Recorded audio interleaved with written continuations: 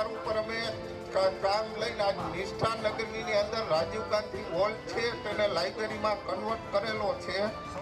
અને 2 વર્ષ પહેલા જે આયા સ્ટેજ ઉપરથી મેં લાઇબ્રેરીની માંગ કરી હતી એ પૂરી કરીને એટલા માટે રાકેશભાઈને તાલીઓના ગડગડાટથી વધાવો, કારણ કે એ અહીંયા આવીને જાહેર કરે એની કરતાં આપણે એને પ્રોત્સાહન આપવું જોઈએ જો સારા કાર્ય કરતા હોય તો. સ્નેહ મિલન શા માટે હોવું જોઈએ અને કોના માટે હોય? સ્નેહ મિલન આપણા માટે જ છે, આપણા બધા માટે જ છે.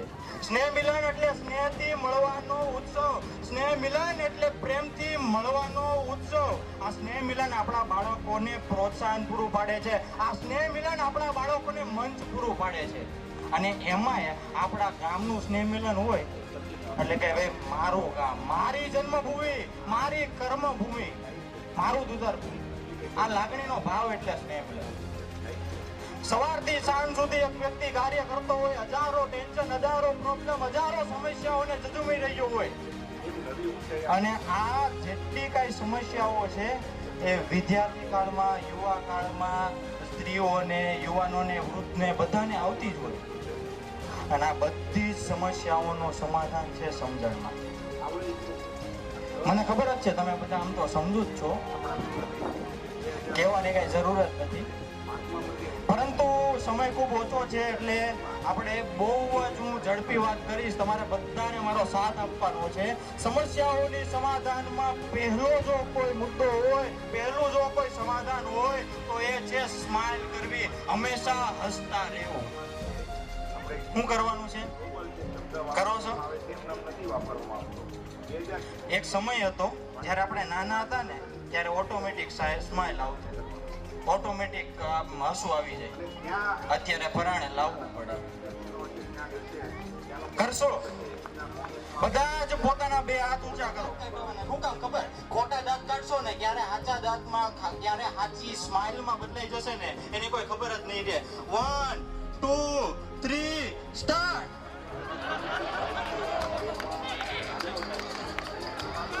આ બહેનો બહુ નબળી પડે છે. 1 2 3 હસો, ખૂબ જોરથી હસો. મિડલ ક્લાસ ફેમિલીમાંથી આવે છે અને આ મિડલ ક્લાસ ફેમિલી એટલે કે કેવી ફેમિલી? આપણા ઘરે દૂધની બાટલી હોય, ઘીની બાટલી હોય તો આપણે આમ નીચોવી લે કે એકાદ 2 ટીપા રહીનું. આપણા ઘરે આબુ પૂરો થઈ ગયો હોય, નાનો અમથો કટકો હોય તો એને નવા સાબુ એને જોડી દે. આ મિડલ ક્લાસ ફેમિલી. આપણા ઘરે કોલગેટ હોય ને, કોલગેટ એને વેલણ લઈને આપણે ઠેઠ સુધી લડી દઈએ. આ મિડલ ક્લાસ ફેમિલી. આપણી જાતને ઓળખો. મારે આ ઉદાહરણ એટલા માટે આપવા પડે છે કારણ કે આજે દેખાદેખીના સમયમાં, આજે સોશિયલ મીડિયાની માધ્યમથી જે કાંઈ દેખાદેખી ફેલાવવામાં આવે છે એના થ્રુ આપણે ઇન્ફ્લુઅન્સ થઈએ છીએ અને એના કારણે આપણી જેટલી ક્ષમતા નથી ને એની બહારનું આપણે વિચારવા માંડીએ છીએ. કમાણી ભેગી કરી હોય ને આખી જિંદગીની, આમ તો આખી જિંદગીની જેટલી કાંઈ કમાણી ભેગી કરી હોય એમાં વેડફી નાખી. ઘણા બધા લોન લે, ઘણા બધા વ્યાજે પૈસા લે.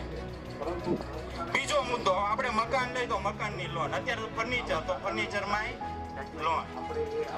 પછી મકાન લીધું હોય તો પછી એસી તો લેવું જ પડે. અત્યારે ગરમીમાં તમે બધા કેમ રહી હોય એટલે એમાંય પાછી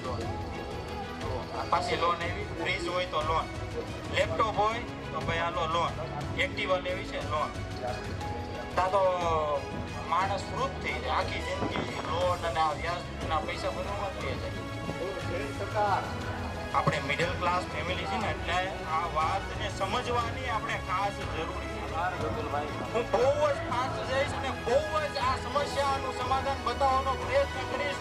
તમે જે કાંઈ નાણાં એક મહિનાની અંદર કમાતા હો, ધારો કે એક એક્ઝામ્પલ આપું, 50,000 કમાતા હો અને એમાંથી 25,000નો તમારો ખર્ચો હોય, કારણ કે હું ઘણા બધા મારવાડી સાથે રહેલો છું એટલે મારે અનુભવ છે કે મારવાડી લોકો હોય ને એ દિવસનો હિસાબ રાખે, કેટલી આવક ગઈ, કેટલી આવક થઈ અને કેટલો ખર્ચો થયો.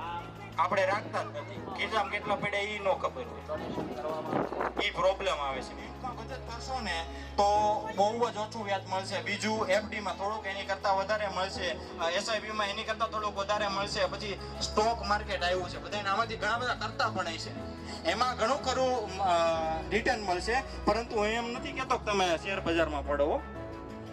સાંભળી લેજો, પાછા કાલ માર્કેટ ખુલશે ને નાખ્યા કે ઓલે કીધું હતું. હું એમ કહું છું, સચોટ રોકાણ અંગે એજ્યુકેશન મેળવો.